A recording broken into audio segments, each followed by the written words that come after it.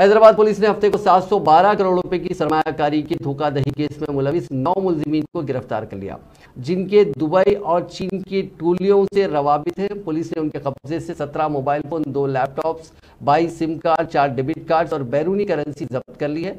Commissioner police Hyderabad CV आनंद ने एक press conference को मुखातिब करते हुए बताया कि जो मुलजिमीन गिरफ्तार किए गए उनमें PM प्रजापति कुमार, नईम वहीदुद्दीन शेख, गगन कुमार, सोनी, परवेज और गुड्डू और दीगर शामिल हैं। उनका लॉस हुआ है और टोटल 712 करोड़, ये एक छोटे 1-2 करोड़ का नहीं है, ये 712 करोड़ रुपए का इसमें लोगों का नुकसान हुआ है। इसमें पहले हमने देखा कि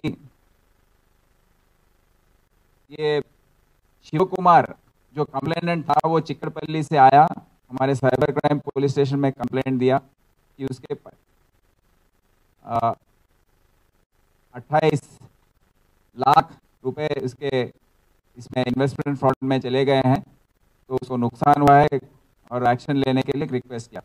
तो इसमें हमने तहकीकात शुरू की, बैंक्स को साइबर क्राइम पुलिस स्टेशन से लेटर्स गए और बैंक्स के रिप्लाईज 1 महीने के बाद आए। उसमें पता लगा कि 6 अकाउंट में इसका पैसा 28 लाख ट्रांसफ़र हुआ है और उसके बाद और गहरी तहकीकात करने के बाद मालूम हुआ कि 28 और 48